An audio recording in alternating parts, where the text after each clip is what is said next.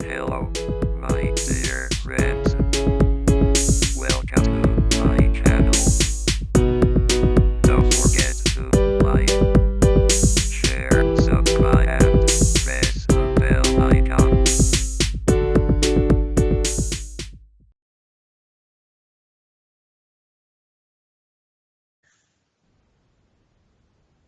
Good morning, sir. Good morning. मलाई सुनिराख्नु भएको छ, स्लाइडहरु देखिराख्नु भएको छ? सुन्दैछ सर, अघि ओके। अरु साथीभाइ आउँदै हुनुहुन्छ होला। हामी 29:30 छौं एभरेजमा। अब डिस्कसनलाई थोरै अगाडि बढाउँदै जाउँ। हामी निकै अगाडि पुगिसकेका छौं।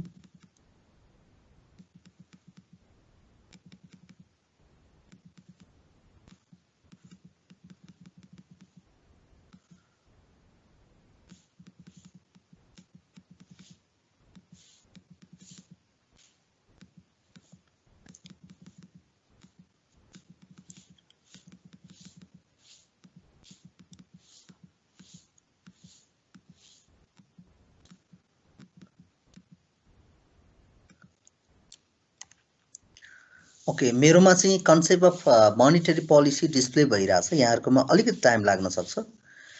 मैले त्यो टपिकमा डिस्कसन गर्न खोजिरहेको छु। यहाँहरुसँग अलिकति डिस्प्ले हुन टाइम लाग्न पनि सक्छ इन्टरनेटको कारणले गर्दाखेरि। बेसिक काइन्ड अफ कन्सेप्टहरु डिस्कसन गर्छौं। इभन मोनिटरी पोलिसीमा पनि यसको अब्जेक्टिभ्सहरु हाउ इट इज वर्किङ भन्ने कुराहरु हेर्छौं। डिटेलमा भन्दा पनि यसको काइन्ड अफ एउटा कन्सेप्चुअल कुराहरुलाई हामी बढी एक्सप्लोर गर्ने, यसले कस्तो खालको प्रोभिजनहरु चाहिँ क्रिएट गरेको छ भन्ने कुरामा अलिकति फोकस गर्ने काम चाहिँ गर्छौं। हेलो, म क्लासमा छु, एकछिन भनौं त।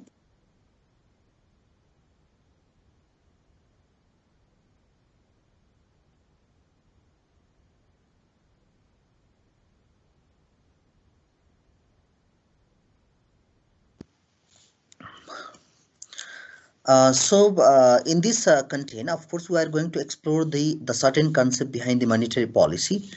Monetary policy लाई चाहिँ हामी जस्तो कसरी हेरेका छौं भन्दाखेरि monetary policy is the management of the expansion and contraction of the volume of the money in the circulation भनेर एउटा कन्सेप्टको हिसाबले त्यसरी डिफाइन गरौँ। यो चाहिँ के हो त, एक्सपान्सन अथवा contraction of the volume of the money हैन। यसले मनी सप्लाईका कुराहरुलाई बढी डिस्कसन गर्छ। सो द्याट्स वाइ यसले मनी सप्लाईलाई कन्ट्रोल गर्ने एउटा इन्स्ट्रुमेन्टको रूपमा चाहिँ यसलाई लिइन्छ, जसले गर्दाखेरि चाहिँ विशेष गरेर जस्तो काइन्ड अफ द इकोनोमिक पोलिसीसँग रिलेटेड अब्जेक्टिभ्सहरु अथवा त्यसलाई एचिभ गर्नको लागि चाहिँ एउटा यसले के गर्छ, यसले मनी सप्लाईले कन्ट्रोल गर्ने अथवा चाहिँ यसलाई म्यानेज गर्ने कामहरु चाहिँ मोनेटरी पोलिसीले गर्छ। र अर्को चाहिँ यसलाई म्याक्रो इकोनोमिक पोलिसी पनि भनिन्छ, बिकज इट अकुपाइज दी हुन्छ नि kind of the macro economic sectors भनौँ। यसले चाहिँ विशेष गरेर अर्थतन्त्रको एस्पेक्ट्सलाई चाहिँ यसले अलिकति कभर गर्ने भएको हुनाले यसलाई म्याक्रो इकोनोमिक पोलिसी भनेर पनि भनेको छ। And as we discuss before हैन, यो चाहिँ जस्तो कन्ट्रीको एउटा चाहिँ मोनेटरी सिस्टमसँग चाहिँ रिलेटेड छ हैन, होल काइन्ड अफ त्यो एउटा मेकानिजमसँग नै यो रिलेटेड छ, जस्तो मोनेटरी पोलिसी आफैमा। सो बेसिकली यो चाहिँ there is the responsibility of the central bank to हुन्छ नि do something on the top of the monetary policy. Monetary पोलिसीले इस्यु गर्ने फर्दर काइन्ड अफ द मेकानिजमहरु डेभलप गर्ने काम चाहिँ सेन्ट्रल बैंक हैन ले गर्ने कामहरु गर्छ। So as we discuss before हैन, यसले मनी सप्लाई र इन्ट्रेस्ट रेटको कुराहरुमा चाहिँ बढी म्यानेजमेन्ट गर्ने, overall kind of the focus गर्ने काम चाहिँ मोनेटरी पोलिसीले गर्छ। सो अघि हामीले भन्यौं यसका चाहिँ सर्टेन अब्जेक्टिभ्सहरु छ। यसले चाहिँ जस्तो इकोनोमिक ग्रोथका कुराहरु यसले एम गर्छ, मोनेटरी पोलिसीको थ्रुबाट चाहिँ अर्थतन्त्रको विकासका कुराहरु यसले चाहिँ परिकल्पना गरेको हुन्छ। त्यस्तै गरेर यसले प्राइस स्टेबिलिटीका कुराहरु, मूल्य स्थिरताका कुराहरु यसले चाहन्छ, त्यो कुरालाई एम गरेको हुन्छ। अर्को ब्यालेन्स अफ पेमेन्टका कुराहरु भइहाल्यो। र त्यस्तै गरेर जस्तो फुल इम्प्लोइमेन्टका कुराहरु पनि यसले चाहिँ जस्तो एम गरेको हुन्छ, यसको अब्जेक्टिभ्स भनेको चाहिँ। अनि जसमा चाहिँ यी भेरिएबल्सहरुको सँग रिलेटेड अब्जेक्टिभ्सहरु राखेर मोनेटरी पोलिसीले चाहिँ सर्टेन फंक्सनिङ गर्ने एउटा मेकानिजमहरु क्रिएट गरेको पाइन्छ। र यसको बेसिक अब्जेक्टिभ्सहरुमा हेर्ने भने पनि अघिकै कुराहरु दोहोरिन्छ। म सेकेन्ड स्लाइडमा गएँ। जस्तो मनिटरी पोलिसी को एउटा बेसिक अब्जेक्टिभ भनेको जस्तो प्राइस लेभललाई स्टेबलाइज गर्ने नै हो हैन यसले चाहिँ र अर्को कुरा चाहिँ जस्तो इन्भेस्टमेन्टको कुरालाई चाहिँ बढाउने जसको एउटा अल्टिमेट अब्जेक्टिभ्स भनेको चाहिँ to increase the full employment so with the intention of having this type of the achievement of course it tries to develop or increase the volume of the investment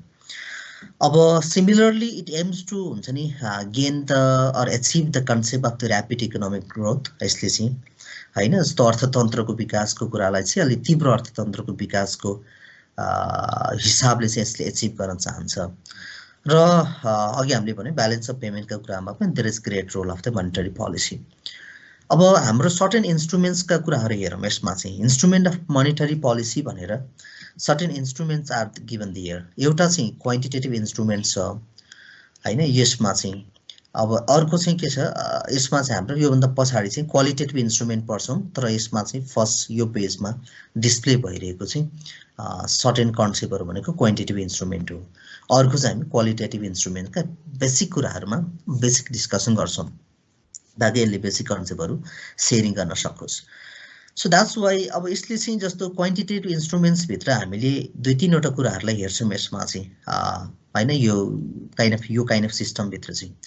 एउटा चाहिँ bank rate policy भन्ने छ यहाँले देखिराख्नु भएको छ अब कतिपय साथीभाइ त ब्याङ्किङ सेक्टर्समै वर्किङ हुनुहुन्छ I think they have very clear concept about this things जो चाहिँ अब ब्याङ्किङ सेक्टर्समा आफ्नो करियरलाई स्टार्ट गर्नुभएको छैन तैपनि उहाँहरूसँग पनि यो खालको इन्फर्मेसन्सहरू हुनसक्छ बट हामीले चाहिँ बेसिक कन्सेप्टको रूपमा चाहिँ again sharing something about the bank rate policy so bank rate policy is the one component or part of the quantitative instrument होइन क्वान्टिटेटिभ इन्स्ट्रुमेन्टको एउटा चाहिँ पार्टको रूपमा हामी हेर्न सकिन्छ so which is also known as the के त अब इन्ट्रेस्ट होइन levied by the central bank to the commercial bank जस्तो सेन्ट्रल ब्याङ्कबाट चाहिँ कमर्सियल ब्याङ्कलाई चाहिँ लेबी गरेको त चार्ज गर्ने एउटा इन्ट्रेस्ट रेटको रूपमा हामी ब्याङ्क रेट पोलिसीलाई चाहिँ बुझ्न सकिन्छ यो भयो कन्सेप्ट होइन the rate of the interest charge by the central bank to the commercial bank यो चाहिँ बेसिक कन्सेप्ट हो अब यस्तो केसमा चाहिँ जस्तो अब कसरी चाहिँ यसले वर्क गर्छ त यसको फङ्सनिङ सिस्टम्स के हो त अथवा चाहिँ स्टाइल अफ वर्किङ के हो त भन्दाखेरि चाहिँ अब जस्तो यो जस्तो हुन्छ नि ब्याङ्क रेट पोलिसीको अन्डरमा चाहिँ के गर्छ भने जस्तो सेन्ट्रल ब्याङ्कले चाहिँ यदि हुन्छ नि इन्फ्लेसनरी कन्डिसन्सहरू भयो भने त्यस्तो इन्फ्लेसनको कन्डिसन्सहरू भनौँ न त्यसलाई के भन्छ हामी मुद्रास्फीतिका कन्डिसन्सहरू भयो भने चाहिँ यस्तो ब्याङ्क रेट जस्तो ब्याङ्क रेट चाहिँ के गर्छ इन्क्रिज गर्ने काम चाहिँ गर्छ जसले गर्दाखेरि काइन्ड अफ दी एउटा चाहिँ lending capacity of the commercial ब्याङ्कलाई कन्ट्र्याक्सन गर्न सक्छ अनि किनभने इन्फ्लेसनको कुरा त यहाँले बुझिसक्नु भएको छ अब rise in the general price level भनेको छ यसका डिफ्रेन्ट कजेसहरू छन् अब इभन यसका चाहिँ जस्तो लेभल अफ इन्फ्लेसनहरू पनि छ जस्तो क्रिपिङ फेज वाकिङ फेज अब सुपर काइन्ड अफ के भनेर जस्तो हुन्छ नि एकदमै त्यो द फास्ट एकदम हाई लेभलको इन्फ्लेसन रेटका कुराहरू त्यो डिफ्रेन्ट काइन्ड अफ क्याटेगोरिजमा यहाँहरूले हेरिसक्नु भएको छ डिमान्ड पुल अथवा चाहिँ जस्तो कस्ट पुस अथवा समथिङ के भनेर टु डिफ्रेन्ट क्याटेगोरिजका कजेसहरू इन्फ्लेसन अकर हुनुका कजेसहरू यहाँहरूले पढिसक्नु भएको छ सो मैले सिम्पली के भने भन्दाखेरि यस्तो ब्याङ्क रेट चाहिँ के गर्छ भन्दा इन्फ्लेसनको टाइममा चाहिँ ड्युरिङ द इन्फ्लेसन जस्तो ब्याङ्क रेटहरू अथवा इन्ट्रेस्ट रेटहरू चाहिँ सेन्ट्रल ब्याङ्कले जस्तो त्यो चाहिँ इन्क्रिज गर्छ भने एन्ड ऐन काइन्ड अफ दी हुन्छ नि काइन्ड अफ दी कन्ट्रास्ट जब डिफ्लेसनको सिचुएसन हुनसक्छ यस्तो टाइममा चाहिँ के गर्छ ब्याङ्क रेटहरू चाहिँ डिक्रिज गर्छ भनेको इट इज डन टु हुन्छ नि control the kind of the हुन्छ नि things in the economic kind of environment त्यो भएको हुनाले मोनिटरी एस्पेक्टको सप्लाई र सप्लाईका कुराहरू अथवा ओभरअल मनी म्यानेजमेन्टका कुराहरू अथवा मोनिटरी एस्पेक्टका म्यानेजमेन्टका कुरालाई म्यानेज गर्नको लागि चाहिँ सेन्ट्रल ब्याङ्कले यस्तो खालको रोलहरू प्ले गरिरहेको देखिन्छ अर्को भयो इन्स्ट्रुमेन्ट क्वान्टिटेटिभ इन्स्ट्रुमेन्टभित्रै यहाँहरूले देखिराख्नु भएको छ एउटा ओपन मार्केट अपरेसन भन्ने छ यो ओपन मार्केट अपरेसन चाहिँ सिम्पली रिलेटेड विथ द अथवा हुन्छ नि purchase and sale of the securities जस्तो आइदर सर्ट टर्म हुनसक्छ लङ टर्म सेक्युरिटिजहरू चाहिँ खरिद बिक्री गर्ने प्रक्रियासँग चाहिँ यो सम्बन्धित छ जस्तो सेन्ट्रल ब्याङ्कले होइन अब कतिखेर पर्चेज गर्छ अथवा कतिखेर सेल आउट गर्छ भन्ने कुराहरू so that's why it refers to the purchase and sale of the short term and long term securities by the central bank in the open market हैन यही कन्सेप्टहरु भइहाल्यो अब यो पनि हामी जस्तो इन्फ्लेसन र डिफ्लेसनसँग थोरै रिलेट गरेर हेरौं जस्तो इन्फ्लेसनको सिचुएसनमा चाहिँ सेन्ट्रल बैंकले के गर्ने भो सेल आउट गर्ने भो सेक्युरिटीजहरु अब त्यो खालको मेकानिजमहरु यिनीहरुले एडप्ट गर्छन् अब जस्तो जहाँ डिफ्लेसनको कन्डिसन्सहरु भयो भने त्यो डिफ्लेसनको कन्डिसन्समा चाहिँ के गर्छ यसले पर्चेज गर्ने कामहरु गर्छ हैन त्यो खालको जुन रोलहरु चाहिँ सेन्ट्रल बैंकले प्ले गरेर हुन्छ सो यो भयो basic concept related with the open market operation हैन यो चाहिँ क्वान्टिटेटिभ इन्स्ट्रुमेन्ट भित्र अर्को थर्डमा छ रिजर्भ रेशियोको कुराहरु भयो रिजर्भ रेशियोलाई पनि यसमा एउटा मेजर टुलको रूपमा हैन मनी सप्लाईलाई म्यानेज गर्ने कन्ट्रोल गर्ने एउटा मेजर टुलको रूपमा चाहिँ युज गरेको पाइन्छ जस्तो of course what you know is that commercial banks are required to keep a certain proportion of the total deposit in the form of the cash reserve in the central bank and जस्तो यसमा चाहिँ अब कस्तो खालको रहने भयो अवस्था भने यदि रिजर्भ रेशियोहरु चाहिँ हाई भयो भने कमर्शियल बैंक्सहरुले चाहिँ एकदम हुन्छ नि त्यस्तो पोजिसनमा पुग्छ ताकि उसले चाहिँ के हुन्छन् लोअर भोल्युम अफ द क्रेडिटहरु उसले सप्लाई गर्न सक्छ जस्तै क्याश रिजर्भ रेशियोको रिजनले गर्दाखेरि किन प्रपोर्सन अफ द क्याश रिजर्भको एउटा चाहिँ मेकानिजमले गर्दाखेरि र अर्को साइडमा के हुने भयो यदि क्याश रिजर्भको रेशियोहरु चाहिँ लो भयो अथवा कम भयो भने कमर्शियल बैंक्सहरुले चाहिँ आफ्नो के गर्न सकिन्छ क्रेडिटहरुलाई अथवा लोनहरुलाई चाहिँ यसले एक्सपान्ड गर्न सकिन्छ so that's why these are very important the elements of the monetary policy in which central bank or NRB Nepal Rashtra Bank does play the vital role to make the contraction or expansion of the money supply so यो money supply ले contraction गर्ने हो कि अथवा limit मा राख्ने हो कि अथवा चाहिँ एक्सपान्ड गर्ने भन्ने कुरा चाहिँ बेसिकली हामी हेर्न सकिन्छ सो अर्को चाहिँ हाम्रो छ म नेक्स्ट स्लाइडमा गए कतिपय बेला तपाईहरुको डिस्प्ले भइराउन मैले नेक्स्ट स्लाइड भनेर भनिराखेको छु हेर्नु होला जस्तो क्वालिटेटिभ इन्स्ट्रुमेन्ट छ यसमा पनि सर्टेन अब्जेक्टिभ्सहरु छ अथवा सर्टेन मेकानिजम्सहरु चाहिँ एसोसिएट भएको देखिन्छ क्वालिटेटिभ इन्स्ट्रुमेन्टमा पनि जस्तो अब यसमा अर्को जस्तो क्वालिटेटिभ इन्स्ट्रुमेन्टका सर्टेन पोइन्ट्सहरुमा हेरौं हामी एउटा चाहिँ फिक्सिङ मार्जिन रिक्वायरमेन्ट्स भनेको चाहिँ एउटा अनि अर्को चाहिँ कन्ज्युमर क्रेडिट रेगुलेसनका कुराहरु भइहाल्यो यसमा हामी यसको कन्सेप्टहरुलाई एक्सप्लोर गर्दै जाउँ जस्तो फिक्सिङ मार्जिन रिक्वायरमेन्ट्स भनेको चाहिँ जस्तो मार्जिन चाहिँ आफैमा के हो त it refers to the proportion of the loan amount which is not financed by the bank and त्यो चाहिँ के त amount of kind of loan not financed by the bank त्यसलाई चाहिँ इन्डिकेट गरेको छ सो नर्मली के हुन सक्छ नि जस्तो चेन्ज चाहिँ जस्तो एउटा मार्जिन जुन मार्जिन अमाउन्टमा अथवा प्रोपोर्सनमा लोनमा जुन चेन्जहरु आयो भने के गर्न सक्छ यसले लोनको साइजहरुमा पनि यसले असर पार्ने कामहरु गर्न सक्छ किनभने यसले कति चाहिँ अब भनौं न यसले चाहिँ अब मनीलाई फ्लो गरेको छ अथवा क्रेडिटलाई फ्लो गरेको छ भन्ने कुरा इन्डिकेट गर्ने भो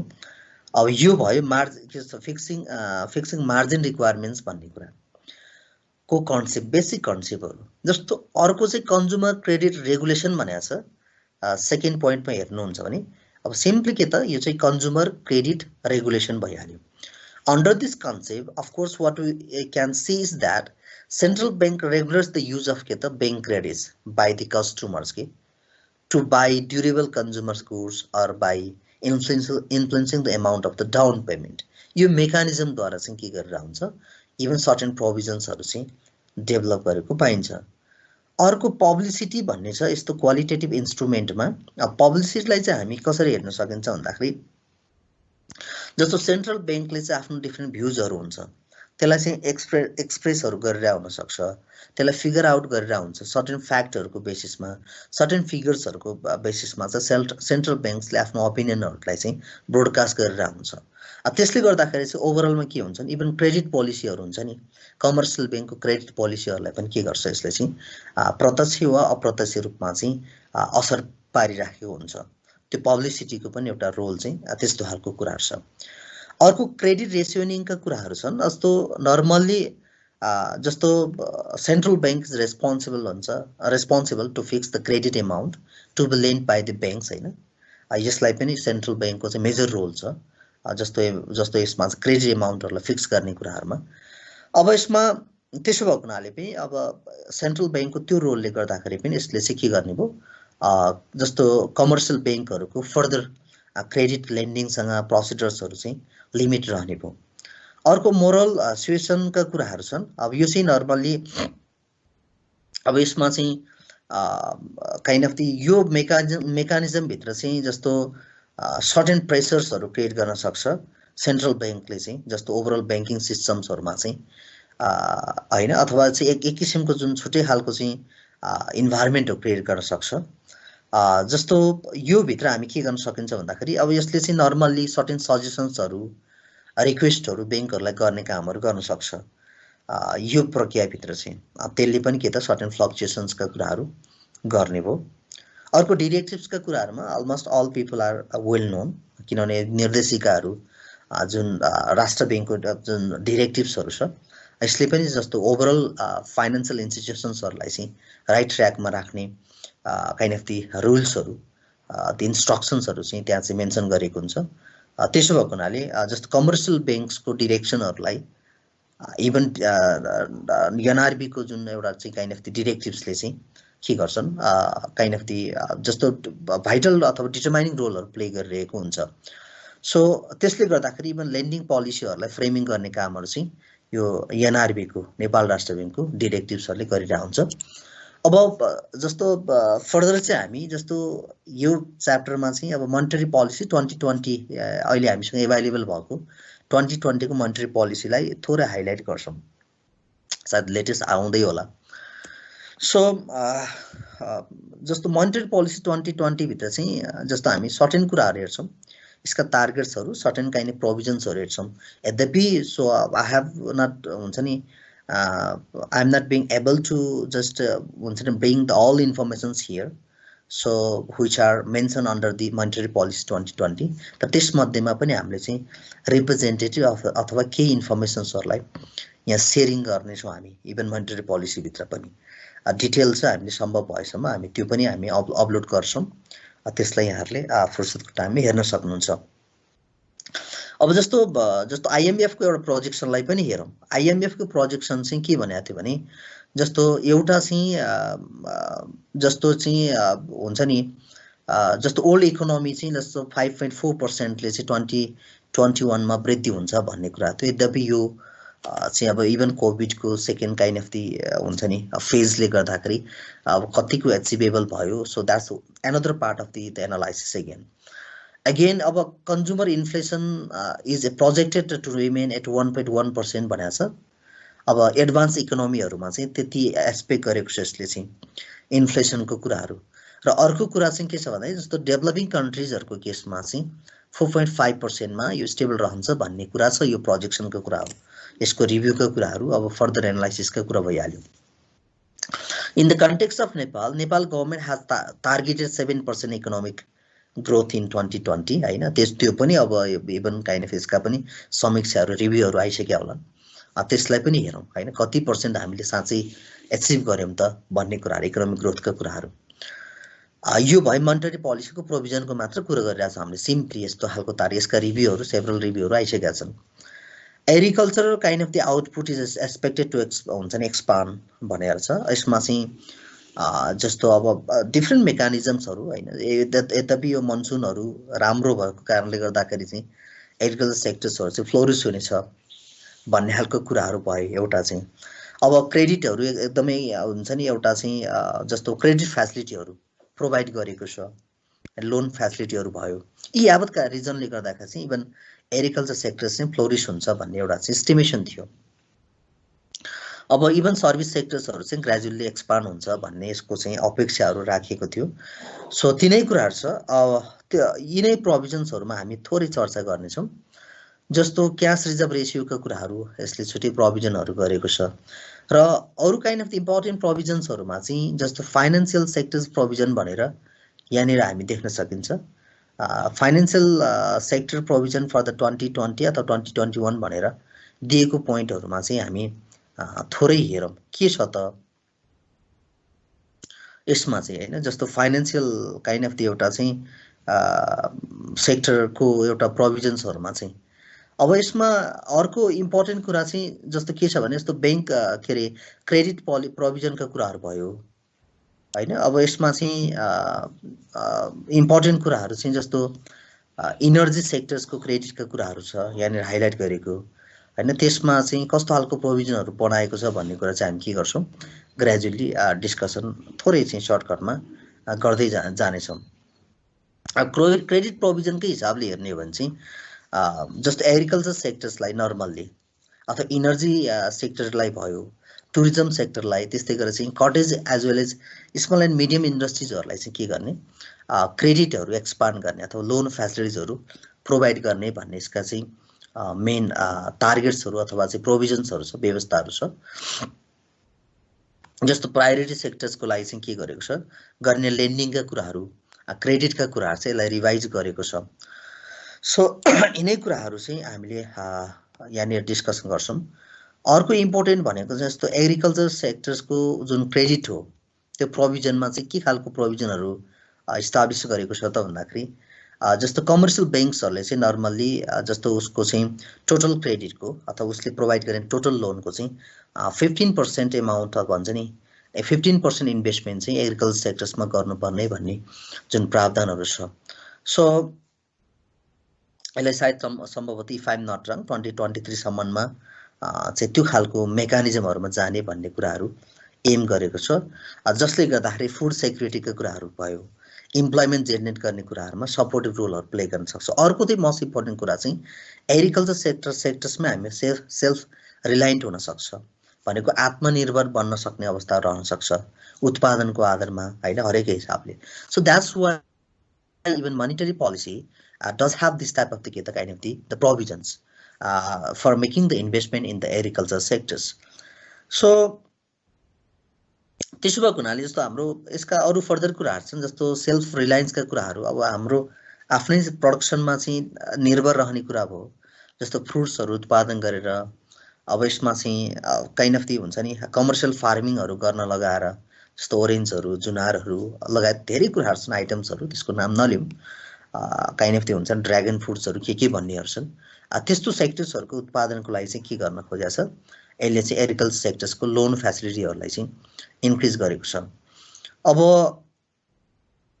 त्योभित्र छुट्टै कुरा थुप्रै कुराहरू छन्। अब एग्रिकल्चर डेभलपमेन्ट ब्याङ्कको रोलहरू हामी रियलाइज गर्न सक्छौँ। जस्तो हुन्छ नि लिड ब्याङ्कको रूपमा चाहिँ यसले क्रेडिट दिनको लागि अथवा लोन दिनको लागि एग्रिकल्चर सेक्टर्समा चाहिँ सपोर्टिभ भूमिका निर्वाह गर्नको लागि पनि हामी के गर्न सक्छौँ एग्रिकल्चर डेभलपमेन्ट ब्याङ्कको रोलहरू पनि बढेको देख्न सकिन्छ। त्यसो भएको हुनाले यस्तो क्रेडिटहरूको एभाइलेबिलिटी चाहिँ के त एग्रिकल्चर सेक्टर्सलाई गराउने कुराहरूमा पोजिटिभ काइन्ड अफ द प्र्याक्टिसहरू हामी देख्न सकिन्छ। सो यो खालको प्रोभिजनहरू चाहिँ के छ यहाँनिर राखिएको छ। अर्को इनर्जी सेक्टरको क्रेडिटका कुराहरू छन्, इनर्जी प्रडक्सन गर्ने सेक्टर्सहरूमा गर्ने लगानीका कुराहरू। सो यसमा पनि के प्रोभिजन छ भने मेन कोर कुरा चाहिँ एटलिस्ट के त 10% अफ द के त देयर क्रेडिट उनीहरूको काइन्ड अफ एउटा टोटल लोन अथवा लेन्डिङ प्रोसेसको एमाउन्टको चाहिँ एटलिस्ट पनि 10% चाहिँ के त इनर्जी सेक्टरमा लगानी गरिसक्नुपर्छ। यो मिड जुलाई 2024 सम्ममा एउटा टार्गेट राखिएको छ। जसरी हामीले एग्रिकल्चर सेक्टरमा सर्टेन प्रपोर्सन छुट्याइएको थियो लगानी गर्नुपर्ने टोटल लगानीको, in the same way even so banking commercial banks are responsible to make the lending of हुन्छ नि एटलिस्ट 10% अफ द के त money in the field of the energy sectors अथवा इनर्जी प्रडक्सन गर्ने सेक्टर्सतिर लगानीको आफ्नो स्कोपहरू बढाउनु पर्ने उसलाई बाध्यतात्मक अवस्थाहरू छ। सो यसका पनि थुप्रै प्रोभिजनहरू छन्। अब त्यसमा हामीले मेन कुरालाई टच गऱ्यौँ। सो अर्को चाहिँ टुरिज्म सेक्टर अथवा माइक्रो स्मल अथवा मिडियम इन्टरप्राइज क्रेडिट भनेको छ, यहाँनिर हेर्न सक्नुहुन्छ। अब यो सेक्टर्सलाई पनि फर्दर प्रमोट गर्नको लागि चाहिँ के त लोन फेसिलिटिजहरू प्रोभाइड गर्ने भन्ने प्रोभिजन्सहरू छ। सो त्यो खालको जुन जस्तो कन्सेसनल लोनहरू चाहिँ फर्दर प्रोभाइड गर्ने यो सेक्टरको लागि। अझ यसमा त अब कोभिडबाट इन्फेक्टेड भएका अथवा चाहिँ एफेक्टेड भएका इन्डस्ट्रीहरूलाई पनि फर्दर इन्हान्स गर्नको लागि क्यापेसिटी डेभलप गर्नको लागि चाहिँ सपोर्टिभ रोलहरू प्ले गर्ने भन्ने कुराहरू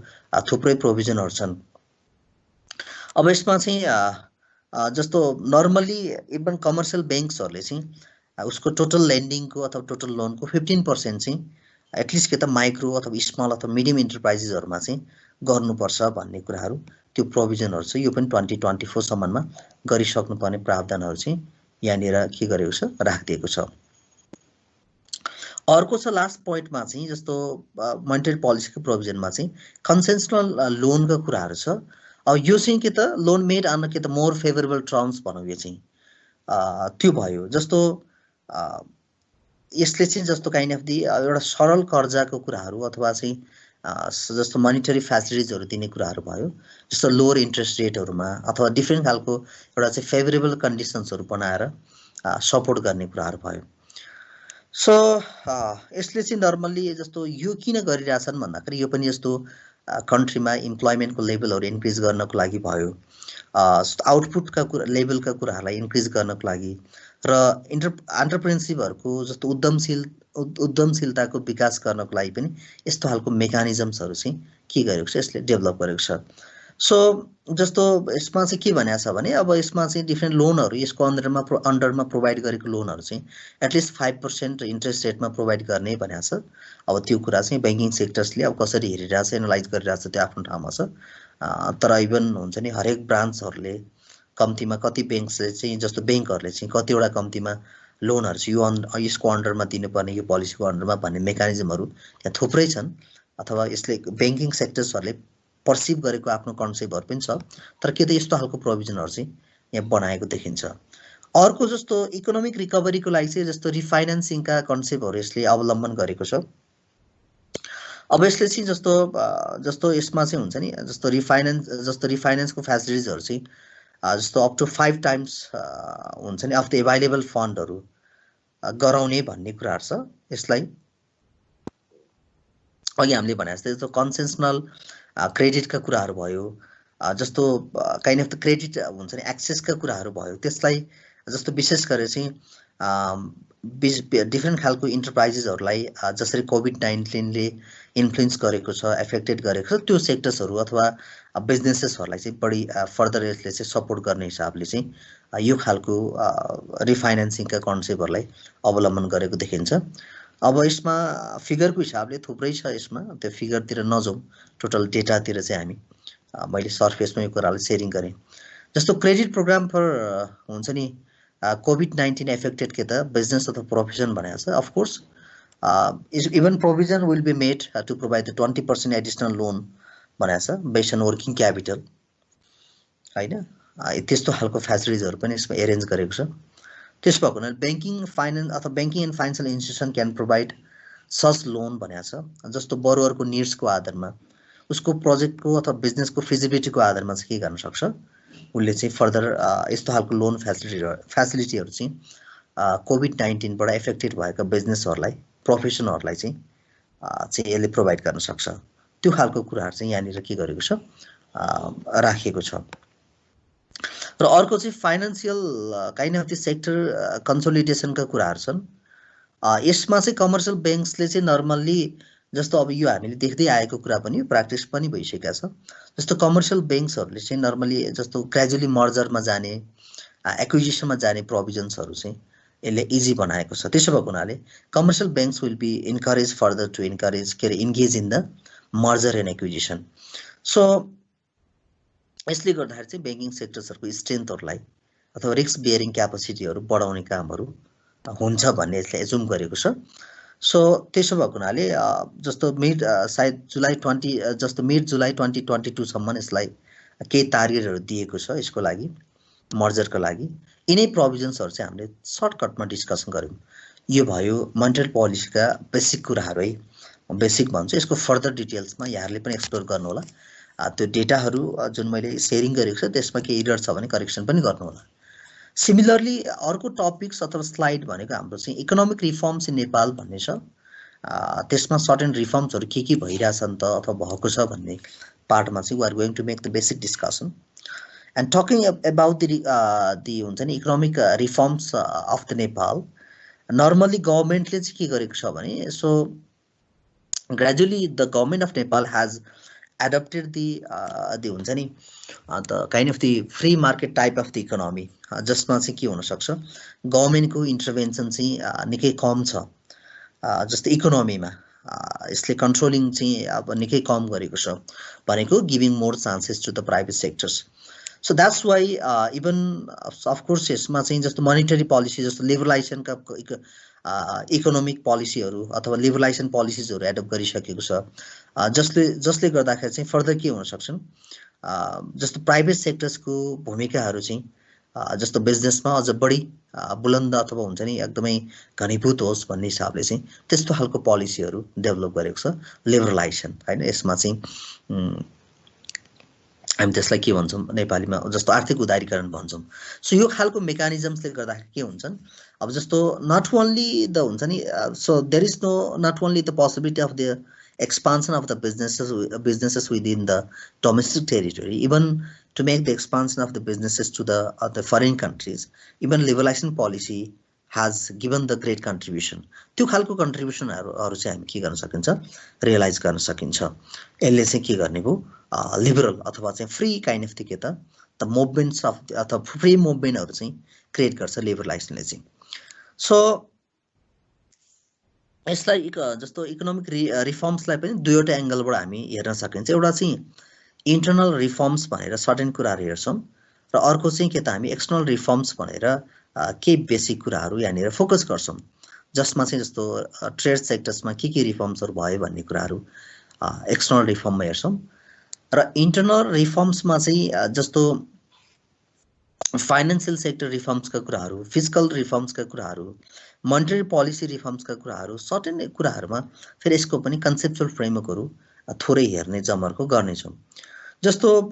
नर्मली हामीले यो रिफर्म्सको कुराहरू किन डिस्कस गरिरहेका छौँ भन्दाखेरि, सो एउटा गभर्नमेन्टले चाहिँ हुन्छ नि एउटा चाहिँ साउन्ड एउटा मार्केट ओरिएन्टेड फाइनेन्शियल सिस्टम्सहरू र म्याक्रो इकोनोमिक स्टेबिलिटीलाई चाहिँ जस्तो हुन्छ नि, इभन गभर्नमेन्टले त्यस्तो खालको इन्भाइरोमेन्टहरू भनौँ साउन्ड मार्केट ओरिएन्टेड फाइनेन्शियल सिस्टम्सहरू चाहिँ इस्टाब्लिस गर्न सकौँ भन्ने हिसाबले यो खालको यो खालको रिफर्म्सहरूलाई एडप्ट गरेको देखिन्छ. So similarly it aims to see the private sector as the leading kind of the kind of the body of the बिजनेसको एउटा चाहिँ लिडिङ बडीको रूपमा प्राइभेट सेक्टरलाई हेर्न चाहन्छ इकोनोमिक ग्रोथको लागि चाहिँ, अथवा they are expecting more support from the private investors, private entrepreneurships हैन, निजी लगानीकर्ताहरूलाई चाहिँ. सो अब यसमा फाइनेन्शियल सेक्टर रिफर्म्स भनेर के कुरालाई हाइलाइट गरेको छ, कुन कुरालाई फोकस गरेको छ भने जस्तो बैंकिङ सेक्टर्सलाई चाहिँ नर्मली इभन फरेन इन्भेस्टमेन्टमा ओपन गरेको छ. दे आर अलाउड टु हैन to make the investment, foreign इन्भेस्टमेन्टको कुराहरूमा सहज बनाइएको छ. यद्यपि टेक्निकली कति सहज छैन, त्यो प्र्याक्टिकली फेस गर्ने कम्पनीजहरूलाई अथवा चाहिँ बैंकिङ इन्स्टिट्युसनले बढी मोर एक्सपिरियन्स गरेको होला. अब कमर्सियल बैंक्सलाई चाहिँ नर्मली जस्तो फरेन करेन्सीमा चाहिँ जस्तो करेन्ट अथवा फिक्स्ड डिपोजिटहरू एक्सेप्ट गर्न मिल्ने एउटा इन्भाइरोमेन्टहरू चाहिँ यो फाइनेन्शियल सेक्टर रिफर्म्समा गरेको पाइन्छ. Similarly we can see the further kind of arrangement of provision made under the financial sector reforms. So commercial banks are allowed to fix their interest rate हैन, त्यो खालको प्रोभिजनहरू पनि छ. उनीहरूले आफ्नो चाहिँ के त इन्ट्रेस्ट रेटहरूलाई फिक्स गर्न सक्ने एउटा चाहिँ क्राइटेरिया प्रोभाइड गरेको छ. अब त्यसमा अरू फर्दर भनेको चाहिँ जस्तो नेपाल बैंक लिमिटेडहरू भयो, राष्ट्रिय वाणिज्य बैंकहरूको चाहिँ रिस्ट्रक्चरिङ गर्ने कुराहरू यो भित्र भएको छ. अब अरू त जस्तो एनआरबी को जस्तो काइन्ड अफ दी एनआरबी को एक्टका कुराहरू भयो, इम्प्लिमेन्ट गर्न 2002, डेब्ट रिकभरी एक्ट 2002 भनेर त्यस्तो खालको प्रोभिजन्सहरू छ जुन चाहिँ के त फाइनेन्शियल सेक्टर रिफर्म भित्र इन्क्लुड गरेको कन्सेप्ट हो. अर्को फिस्कल रिफर्म्स भनेर सर्टेन कुराहरू दिएको छ हामी, जस्तो यसमा चाहिँ हामी जस्तो इन्ट्रोडक्सन अफ द भ्याटका कुराहरू हेर्छौँ. जस्तो फिस्कल रिफर्म्समा इभन भ्याटका प्रोभिजन्सका कुराहरू हामी छुट्टै रेगुलेटरी इन्भाइरोमेन्टमा थोरै डिस्कसन गर्छौँ. यसमा पनि हैन ट्याक्सका कुराहरू, इन्कम ट्याक्सका कुराहरू, सर्टेन कुराहरू चाहिँ त्यहाँ डिस्कसन गरौँला. अर्को कुरा चाहिँ के त भन्दाखेरि जस्तो इभन प्राइभेट सेक्टर्सलाई चाहिँ फरेन सोर्सेसहरूबाट मनीहरू बोरो गर्नको लागि चाहिँ इजी बनाएको छ. त्यस्तो खालको रिफर्म्सहरू चाहिँ that is found under the fiscal reforms है. Next one is monetary policy reforms number C मा चाहिँ जस्तो मोनिटरी पोलिसी रिफर्म्सहरूमा केही कुराहरू राखेको छ, जस्तो इन्ट्रेस्ट रेट पोलिसीलाई डिरेगुलेसन गर्ने कुराहरू भयो, फरेन एक्सचेन्ज रेटलाई डिरेगुलेसन गर्ने पोलिसिजहरू त्यहाँनिर राखेको छ. र अर्को चाहिँ के त र जस्तो जति पनि काइन्ड अफ त्यो एउटा चाहिँ पब्लिक इन्टरप्राइजेसहरू छ पब्लिक इन्टरप्राइजेसहरु चाहिँ ग्रेजुअली प्राइभेटाइजेसन गर्ने भन्ने यसको चाहिँ उद्देश्यहरु छ यो रिफर्म भित्र मेन्सन गरेका कुराहरु हो अर्को चाहिँ वन विन्डो सिस्टम अथवा पोलिसी भन्ने चाहिँ यहाँनिर देख्न सक्नुहुन्छ नम्बर डी मा चाहिँ अब यसले चाहिँ के गर्न यसले चाहिँ कस्तो खालको एउटा चाहिँ एटमोस्फियर क्रिएट गरेको छ भन्दाखेरि यस्तो क्विक अथवा इफेक्टिभ काइन्ड अफ हुन्छ नि एप्रुभल्सहरु भयो अब एडमिनिस्ट्रेटिभ फंक्सन्सहरुलाई चाहिँ इजिली अथवा सर्ट वेमा कन्डक्ट गर्नको लागि इम्प्लिमेन्ट गर्नको लागि चाहिँ वन विन्डो सिस्टमहरुले चाहिँ एकदमै सपोर्टिभ रोलहरु प्ले गरेको छ सो अर्को चाहिँ हामीसँग छ सब्सिडिजहरुको केसमा थोरै कुराहरु बोलेको छ रिमुभल अफ सब्सिडिज भनेर अब यसको इन्टेन्सन भनेको चाहिँ के त भन्दाखेरि अब यसमा सेल्फ काइन्ड अफ दी हुन्छ नि dependent more kind of the हुन्छ नि पावरफुल काइन्ड अफ दी स्ट्रेन्थहरु चाहिँ डेभलप होस् भनेर हो अब सब्सिडीलाई एक हिसाबले चाहिँ of course it is supportive kind of the हुन्छ नि supportive aspects of the government to the businesses हैन जस्तो बिजनेसहरुमा एग्रिकल्चर सेक्टर्सहरुमा दिने सब्सिडीका कुराहरु भयो फाइनान्शियल नन फाइनान्शियल सपोर्टहरु which are given or granted to the business entities but गभर्नमेन्टले चाहिँ यसको अन्डरमा चाहिँ यो रिफर्ममा चाहिँ के गर्न खोजेको छ भन्दाखेरि सब्सिडीहरु चाहिँ ग्रेजुअली के गर्दै जाने यसले चाहिँ घटाउँदै जाने भन्ने कुरा छ अब यसलाई चाहिँ आत्मनिर्भर बनाउनको लागि आफै सक्सेस आफै चाहिँ कम्पिटेन्ट बनाउनको लागि चाहिँ गभर्नमेन्ट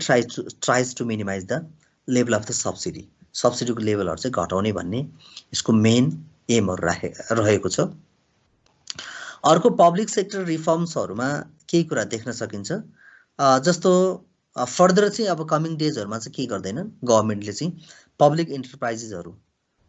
जसमा चाहिँ जस्तो पब्लिक सेक्टर रिफर्म्सहरुमा चाहिँ कमिङ डेजहरुमा चाहिँ government is not going to establish the के त पब्लिक इन्टरप्राइजेस अब सेटअप चाहिँ कुनै पनि खालको पब्लिक इन्टरप्राइजेसहरु चाहिँ अब गभर्नमेन्टले नगर्ने भन्ने कुराहरु छ अथवा गभर्नमेन्टको रेस्पोन्सिबल बडीहरुले सो अगेन हैन जस्तो प्राइभेटाइजेसनका कन्सेप्टहरु जस्तो पब्लिक इन्टरप्राइजेस जति छन् त्यसलाई पनि ग्रेजुअली के त प्राइभेटाइजेसन गर्दै जाने निजीकरण गर्दै जाने भन्ने कुरा छ यसका पनि टाइप्सहरु यहाँले पढिसक्नु भएको छ अनि यसका जुन मेथड्सहरु यहाँले पढिसक्नु भएको छ इभन ब्याचलरमै डिस्कसन गरेकै टपिक्सहरु यो पनि बिजनेस इन्भाइरोमेन्टमै त्यो भएको हुनाले अलिकति सजिलो फिल गरेको छु यहाँहरुलाई बुझाउनको लागि सो अर्को चाहिँ इन्स्योरेन्स सेक्टर यस पब्लिक सेक्टर रिफर्म भयो अब यहाँ छुटेको छ भने पनि भइहाल्यो इन्स्योरेन्स सेक्टर रिफर्म्स भनेर मैले यसमा थपेँ यसमा पनि के त प्राइभेट सेक्टर्सहरुलाई चाहिँ जस्तो इन्स्योरेन्स बिजनेसेसहरु रन गर्नको लागि ओपन गरेको कन्डिसन्सहरु छ त्यो भइहाल्यो अर्को चाहिँ क्यापिटल मार्केट रिफर्म्स भनेको छ लास्ट पोइन्टमा चाहिँ अब यसमा चाहिँ फरेनर्सहरुलाई चाहिँ नर्मल्ली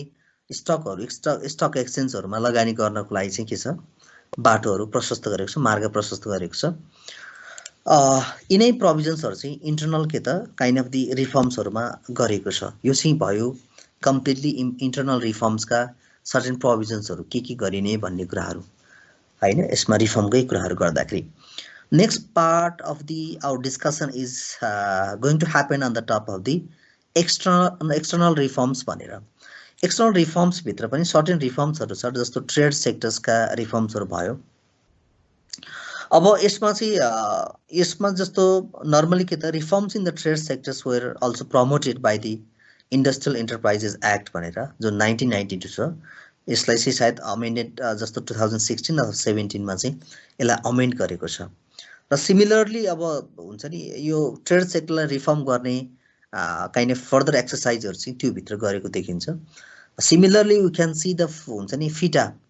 जस्तो foreign investment and technology transfer act 1992 यो पनि अमेन्डेड भएर 2016-17 मा अमेन्ड भइसकेको अवस्थाहरु छ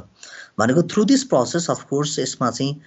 ट्रेड सेक्टर्सलाई अझ फर्दर सिस्टमेटाइज गर्ने प्रयासहरु यो रिफर्म्सद्वारा भएको पाइन्छ अर्को फरेन के रे रिफर्म्स इन फरेन एक्सचेन्ज भन्ने जस्तो नम्बर बी मा हामी हेर्न सकिन्छ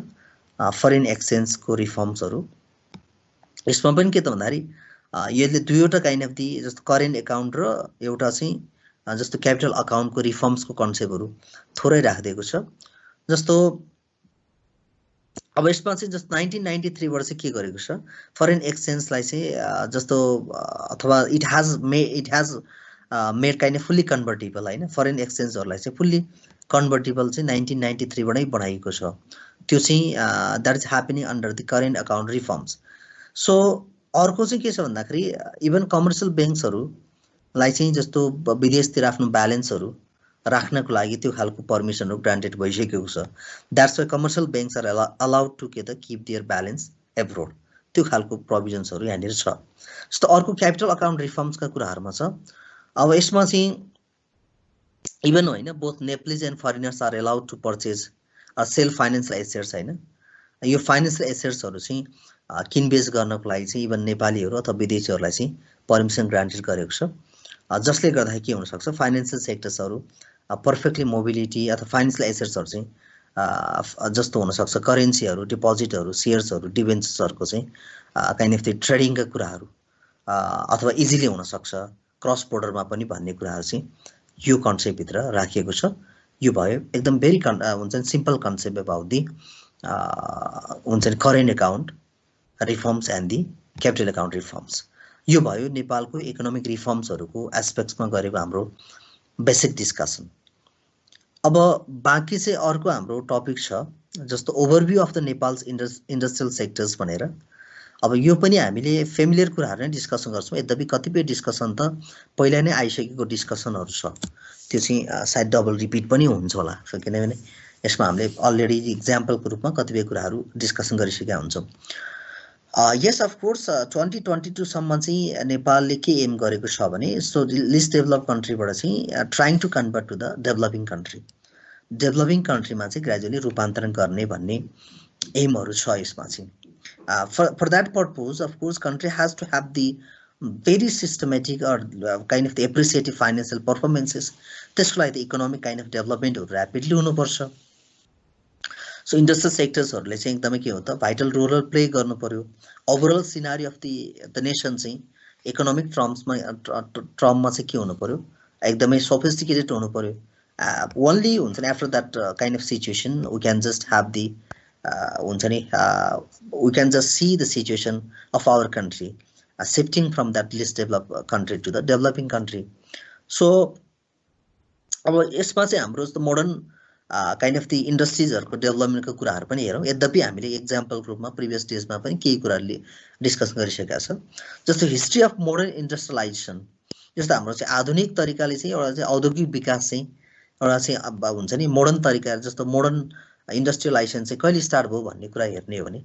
1936 भनेर यहाँनिर चाहिँ जस्तो विराटनगरको जुट मिलको स्थापना भए पछाडि मात्र यसमा चाहिँ जस्तो इन्डस्ट्रीको डेभलपमेन्ट चाहिँ अलिकति ऱ्यापिडली अथवा मोडर्न तरिकाले भयो भनेर हेर्न सकिन्छ। अरू थुप्रै इक्जाम्पलहरू छन्, जस्तो 1994 मा चाहिँ मोरङ कटन मिलका कुराहरू स्थापना भए, जस्तो मोरङ सुगर फ्याक्ट्रीहरू 1946 मा, रघुपति जुट मिलका कुराहरू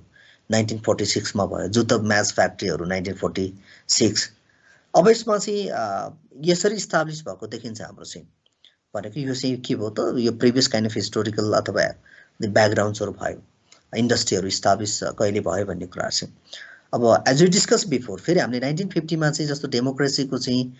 जस्तो इस्टाब्लिसमेन्ट भयो अथवा यसमा त्यस पछाडि चाहिँ के त नर्मल्ली चाहिँ अब यसमा चाहिँ हुन्छ नि प्लान इकोनोमीका कन्सेप्टहरू अझ हामीले चाहिँ एकदम एप्रिसिएटिभ तरिकाले अगाडि बढेको देखिन्छ। After the establishment of the democracy in 1950s, adoption of the के त concept of the plan economic development, the pace of industrial development is found to be के त एक्सिलरेटेड। त्यस पछाडि चाहिँ द्रुत गतिमा चाहिँ आर्थिक विकासका कुराहरू प्लान हुन्छ नि well plan kind of the well kind of हुन्छ नि इकोनोमिक प्लानिङका कुराहरूलाई पर्स्यु गरेको देखिन्छ, फलो गरेको देखिन्छ। सो 2013-14 को डेटालाई हेर्ने हो भने जस्तो नेपालमा चाहिँ जस्तो टोटल नम्बर अफ इन्डस्ट्रिज चाहिँ त्यतिखेरै पनि के त 5931 थियो। अलमोस्ट 6000 इन्डस्ट्रिजहरू चाहिँ त्यहाँ चाहिँ इस्टाब्लिस भइसकेको थियो 2013-14 कै हिस्ट्रीलाई हेर्ने हो भने पनि, जसले चाहिँ लगभग झन्डै लगभग 5 लाखको हाराहारीमा चाहिँ यसले चाहिँ रोजगारी सिर्जना गरेको हिस्ट्रीहरू देख्न सकिन्छ। यो भयो हामीले जस्तो जेनरल कुराहरू जस्तो इन्डस्ट्रियल सेक्टर्सहरूको ओभरभ्यूहरू डिस्कसन गर्यौँ। अर्को structure of Nepalese industrial sectors भनेर हेरौँ। यो स्ट्रक्चरमा पनि जस्तो इन्डस्ट्रियल पोलिसी जस्तो 2010 has classified the industries into the following categories भनेर यो चाहिँ सिम्पल क्याटेगोराइजेसन मात्र म यसमा चाहिँ I don't want to spend more time यो चाहिँ हाम्रो ब्याचलरमै पनि पढेको कुरा है मोस्ट अफ द मलाई I'm sure that so 98% more than 98% स्टुडेन्ट्सहरूले चाहिँ जो साइन्स ब्याकग्राउन्डबाट आउनु भएको छ अथवा जुन फरक ब्याकग्राउन्डबाट आउने स्टुडेन्ट्सहरू बाहेकले चाहिँ इभन 4 इयर्स बीबीएस पढ्ने स्टुडेन्ट्सहरू छन् भने चाहिँ 3 इयर्स बीबीएस पढ्नेहरूको चाहिँ of course they don't study the business environment in bachelor level तर 4 इयर्स ब्याचलर पढ्नेहरूले चाहिँ यो चाहिँ म्यान्डेटरीली पढेको हुन्छ यो चाहिँ एकदम डिटेलमा डिस्कसन गरिसकेका हुन्छ सो त्यसो भएको हुनाले म यो पनि एकदमै सर्फेसमा थोरै डिस्कसन गर्छु क्लासिफिकेसनलाई पनि एन्ड सो यो चाहिँ इन्डस्ट्रियल पोलिसी 2010 ले क्लासिफाई गरेको सर्टेन प्रोभिजन्सको कुराहरू भयो इन्डस्ट्रीहरूलाई चाहिँ on the basis of nature on the basis of investment हैन लगानीको आधारमा एउटा चाहिँ के छ भने यस्तो एउटा एग्रो के र नेचरको बेसिसमा क्लासिफाई गरेको छ agro and forest based industries भनेर the industries which are involving to the agriculture sectors हैन अथवा चाहिँ फरेस्ट रिसोर्सेसहरुको युटिलाइजेसन गर्ने प्रोसेससँग रिलेटेड जति पनि इन्डस्ट्री छ that is categorize or undertaken as the agro and forest based industries त्यो भयो अर्को स्लाइडमा देख्न सकिन्छ म्यानुफ्याक्चरिङ इन्डस्ट्रिजहरु भनेर जस्तो म्यानुफ्याक्चरिङ इन्डस्ट्रिजहरु भने चाहिँ कस्तो खालको इन्डस्ट्रीलाई भन्न सक्यो भने जसले चाहिँ र मटेरियल्सहरु सेमी प्रोसेस मटेरियल्सहरुलाई युज गरेर चाहिँ जस्तो गुड्स एन्ड सर्भिसेसहरु अथवा गुड्सहरु चाहिँ प्रोड्युस गर्छ त्यस खालको इन्डस्ट्रीलाई चाहिँ म्यानुफ्याक्चरिङ इन्डस्ट्री भनेर क्याटेगोराइज गरेको छ अर्को चाहिँ जस्तो एक्सपोर्ट ओरिएन्टेड इन्डस्ट्रिज भनेको छ जस्तो जुन इन्डस्ट्रीले चाहिँ उसको आफ्नो टोटल प्रोडक्सनको जति जस्तो 51% भन्दा बढी जब चाहिँ एक्सपोर्ट गर्छ भने त्यस्तो खालको जस्तो निर्यात गर्छ भने त्यस्तो खालको उद्योगहरु अथवा एन्टरप्राइजेसहरुलाई चाहिँ एक्सपोर्ट ओरिएन्टेड इन्डस्ट्री भनेर भनिनेछ भनेर क्याटेगोराइज गरेको छ यसमा पनि अर्को चाहिँ एनर्जी बेस्ड इन्डस्ट्रिज भन्यो very easy to understand those industries which are involving to the production of the energy in the country by utilizing the different sources of the energy for example हुन सक्छ water resources utilise गरेर hydro इलेक्ट्रिसिटीको कुरा energy just generate गर्ने industry किन नहोस् विन्डहरु use गरेर अथवा solar हैन नेचरल ओइल ग्यासका कुराहरु भयो यिनै कुराहरु युज गरेर यदि चाहिँ इन्डस्ट्रिजहरुले एनर्जी प्रोडक्सन गर्छ त्यसको सेल आउट गर्छ भने so this type of the industries are categorize as the energy based industry यसलाई चाहिँ ऊर्जासँग सम्बन्धित अथवा आधारित उद्योग बनिनेछ भनेर यसको वर्गीकरण गरिएको छ अर्को चाहिँ मिनरल इन्डस्ट्रिज भनेको छ अफ कोर्स मिनरल हैन खनिज पदार्थहरुको उत्खनन गर्ने प्रोसेसिङ गर्ने कार्यसँग सम्बन्धित भएर कुनै पनि एन्टरप्राइजेसहरुले काम गर्छ इन्डस्ट्रीहरुले काम गर्छ भने चाहिँ that type of the industry is coming under the mineral industries यो बेसिक क्याटेगोराइजेसन भइहाल्यो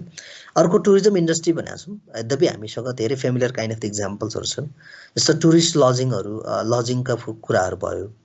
होटल्सहरु रेस्टुरेन्ट अथवा रिसोर्ट हुन सक्छ ट्राभल एजेन्सी एन्ड वाटर राफ्टिङका कुराहरु भयो हामीसँग त रक क्लाइम्बिङका कुराहरु छन् इभन काइन्ड अफ माउन्टेनियरिङ गराउने इन्डस्ट्रिजहरु हुन सक्छ हर्स राइडिङका कुराहरु भयो so this type of the activities which are conducted by the different private sectors or private business organizations, and so when these functions are regulated or operated by the business organization, the organization which are offering this type of services can be categorized or under the so tourism industries. This type of industry or like just this to halko paragliding ka, water rafting ka, cable car का facilities provide गरेको छ त्यस्तो खालको इन्डस्ट्रीलाई चाहिँ tourism industries भनेर भनिनेछ अथवा त्यसलाई त्यसमा त्यसरी क्याटेगोराइज गरेको छ अर्को कन्स्ट्रक्सन इन्डस्ट्रिज भनेको छ very simple to understand the industries involving to the construction process जसले निर्माण कार्यमा हैन जस्तो रोड निर्माणहरु होलान् अरु फर्दर काइन्ड अफ एउटा चाहिँ ब्रिज कन्स्ट्रक्सन गर्ने कुरा हुन सक्छ पुलहरु निर्माण गर्ने ठुलठुला काइन्ड अफ त टनलहरु यस्ता खालको जस्तो हुन्छ नि द कन्स्ट्रक्सन कार्यमा संलग्न हुने इन्डस्ट्रीहरु अथवा चाहिँ व्यवसायहरुलाई चाहिँ कन्स्ट्रक्सन इन्डस्ट्रिजको रूपमा क्याटेगोराइज गरेको छ अर्को इन्फर्मेसन र कम्युनिकेसन इन्डस्ट्रिज भनेर चाहिँ यसमा चाहिँ यहाँ देख्न सक्नुहुन्छ अब इन्फर्मेसन र कम्युनिकेसन इन्डस्ट्रिज भनेर चाहिँ जस्तो इन्फर्मेसन प्रोवाइड गर्ने नलेजहरु अथवा कम्युनिकेसन सर्भिसेसहरु प्रोवाइड गर्ने जति पनि काइन्ड अफ इन्डस्ट्रीहरु छ त्यस्ता खालको इन्डस्ट्रीलाई चाहिँ इन्डस्ट्री के रे इन्फर्मेसन र कम्युनिकेसन इन्डस्ट्री भनेर भनिने अथवा त्यसलाई त्यस्तो क्याटेगोरीमा चाहिँ क्याटेगोराइज गरेको छ अब सर्भिस इन्डस्ट्रिज भनेर जस्तो प्रिन्टिङ प्रेसहरु छन् कन्सल्टेन्सी सर्भिसेसहरु भयो अब त्यो यो ओभरअल काइन्ड अफ द के त इभन ट्रान्सपोर्टेसनका कुराहरू भयो, सर्भिसेसहरू भयो, बिजनेसहरू भयो, हस्पिटल अथवा हुन्छ नि यो सर्भिसेस चाहिँ के त यो सर्भिसेसहरू प्रोभाइड गर्ने कम्पनीजहरूलाई चाहिँ सर्भिस इन्डस्ट्रिजको क्याटेगोरीमा चाहिँ यसलाई क्याटेगोराइज गरेको छ। अर्को चाहिँ इन्भेस्टमेन्टको बेसिसमा क्याटेगोराइज गरेको कुराहरू भइहाल्यो। अब माइक्रो इन्टरप्राइज भनेको चाहिँ एउटा म नेक्स्ट स्लाइडमा गइसकेँ। जस्तो classification based on the investment and nature भनेको छ, लगानी र नेचरको आधारमा भनेर चाहिँ एउटा माइक्रो इन्टरप्राइज भनेको छ। यसमा चाहिँ जस्तो माइक्रो इन्टरप्राइजेस चाहिँ जस्तो यसमा चाहिँ फिक्स इन्भेस्टमेन्ट चाहिँ 0.2 मिलियन यदि गरेको छ भने अब त्यसमा चाहिँ यस्तो एनुअल ट्रान्जेक्सन चाहिँ लेस देन 2 मिलियन हुन्छ भने त्यस्तो खालको इन्डस्ट्रीलाई चाहिँ माइक्रो इन्टरप्राइज इन्डस्ट्री भनिनेछ भनेर यस्तो क्लस्टरमा डिभाइड गरिदिएको छ, क्याटेगोराइज गरेको छ। त्योभन्दा अगाडि त हामी ट्रेडिसनल अथवा अदर कटेज इन्डस्ट्रिज हेरौँ। कटेज इन्डस्ट्रीहरूको कुरा गर्ने हो भने चाहिँ जसमा चाहिँ जसले चाहिँ आफ्नो स्पेसिफिक हुन्छ नि स्किल्सहरू, लोकल र मेटल्सहरू अथवा ट्रेडिसनल स्किल्सहरू युज गरेर वस्तु तथा सेवाको उत्पादन गर्छ भने त्यस्तो खालको इन्डस्ट्रीहरूलाई चाहिँ ट्रेडिसनल अथवा चाहिँ कटेज इन्डस्ट्रिज भनेर क्याटेगोराइज गर्ने भनेको छ। यो चाहिँ के त ट्रेडिसनल इन्डस्ट्रिजहरू हो जसले चाहिँ के भन्छ त्यसलाई इन्डिजिनियस अथवा मौलिक काइन्ड अफ द स्किल्सहरू आफूसँग भएको सिप र क्षमता, पुरानो सिप र क्षमताहरू चाहिँ युज गर्ने काम चाहिँ गर्छन्। जस्तो फर इक्जाम्पल ह्यान्डिक्राफ्टहरू हुनसक्छ, कल्चरसँग रिलेटेड हुनसक्छ, त्यो खालको कामहरू चाहिँ गरिरहेको हुनसक्छ। तर त्यस्तो कामहरू गर्ने साना त हुन्छ नि सानो जुन उद्योगहरू छ, घरेलु उद्योगहरू भन्छ हामी विशेष गरेर, त्यो घरेलु सिपसँग अथवा स्थानीय सिपसँग सम्बन्धित काइन्ड अफ द बिजनेसेसहरू भयो, त्यसलाई चाहिँ हामीले के गर्यौँ यो क्याटेगोरीमा क्लस्टरिङ गरेका छौँ। अर्को स्मल इन्डस्ट्रिज भनेको छ। अब यसलाई लगानीको आधारमा हामीले छुट्याइराखेको हुनाले चाहिँ अब यसको फिक्स एसेट चाहिँ 50 मिलियनसम्म भयो भने त्यसलाई चाहिँ स्मल इन्डस्ट्रिज भनिनेछ भनेर क्याटेगोराइज गरेको छु। अब यसलाई पनि सर्टकटमै डिस्कसन गरौँ। मिडियम इन्डस्ट्रिज भनेर अर्को छ, फेरि नम्बर डी मा हेर्न सक्नुहुन्छ। जस्तो यसको यदि फिक्स एसेट चाहिँ के छ भने बिट्विन 50 to 150 मिलियन छ भने 50 देखि लिएर 150 मिलियनसम्म चाहिँ उसको फिक्स एसेट्स भयो भने त्यस्तो खालको इन्डस्ट्रीलाई चाहिँ मिडियम इन्डस्ट्री भनिनेछ अथवा त्यो क्याटेगोरीमा चाहिँ राखिनेछ। यो चाहिँ के भयो फिक्स एसेट्सको आधारमा। अर्को लार्ज इन्डस्ट्री चाहिँ कस्तो खालको इन्डस्ट्रीले भनिनेछ भनेर यसलाई क्याटेगोराइज गरेको छ, जसमा चाहिँ यसको के त फिक्स एसेट्स चाहिँ 150 मिलियन भन्दा बढी 150 मिलियन भन्दा बढी चाहिँ यसको लगानी भयो भने चाहिँ त्यस्तो खालको इन्डस्ट्रीहरूलाई चाहिँ नर्मली चाहिँ के गर्ने जस्तो लार्ज इन्डस्ट्रिजहरू भनेर नामाकरण गरिने भन्ने खालको यसको क्लासिफिकेसन छ, अथवा चाहिँ त्यस्तो क्लासमा अथवा चाहिँ क्याटेगोरीमा यसलाई चाहिँ संलग्न गराउँदै जाने भन्ने यसको चाहिँ के छ सर्टेन प्रोभिजन्सहरू क्लासिफिकेसन्सहरू चाहिँ इन्डस्ट्रियल पोलिसी को एकाडेमिकली गरेको पाइन्छ। अब यो भयो हाम्रो जस्तो बेसिक काइन्ड अफ द कन्सेप्टकै कुराहरू भयो र यो डिस्कसन गरिरहने बेलामा चाहिँ ओभरअलमा के त हाम्रो इन्डस्ट्रीको प्याटर्नका कुराहरू, यसको नेचरका कुराहरू, ओभरअलमा यसको स्ट्रक्चरका कुराहरू अनि यसका क्याटेगोरीका कुराहरूमा चाहिँ हामीलाई फेमिलियर बनाउने काम चाहिँ अहिलेसम्मको डिस्कसनले गरेको देखिन्छ। जसले गर्दाखेरि चाहिँ हामीलाई के भनेको बेसिकली एउटा फन्डामेन्टल आइडियाजहरू भनेको जस्तो इन्भेस्टमेन्टको बेसिसमा गरेको इन्डस्ट्रीको क्लासिफिकेसनका कुराहरू भयो र त्यस्तै नेचरको बेसिसमा गरेको क्लासिफिकेसनका कुराहरू भयो भनेको हामी फन्डामेन्टल कुराहरूमा चाहिँ वेल नोन भएको अवस्थाहरू चाहिँ हामी पाउन सक्छौँ। यो भयो यो क्लासिफिकेसनसँग रिलेटेड डिस्कसन। अब धेरै बोलिरहेको छु, अब यसमा धेरै हतार गरेर पनि नजाऊ, सायद छिटो पनि भइरह होला कतिपय साथीहरूलाई। अब इन्डस्ट्रियल स्टेट्स इन नेपाल भनेर चाहिँ अब हामी भोलिको डिस्कसन गरौँला। सम्भवतः यो विकको क्लस्टरमा यो सन्डे मन्डे हुन्छ नि ट्युजडेको आइतबार सोमबार मङ्गलबारको जुन ग्रुपमा हाम्रो यो सेकेन्ड च्याप्टर पनि सक्छ होला इकोनोमिक इन्भाइरोमेन्ट। यति भन्दै आजको क्लासलाई चाहिँ यतिमै टुङ्ग्याउँछु। Bye-bye class. Have a good day. See you tomorrow. Thank you, sir. Thanks for watching.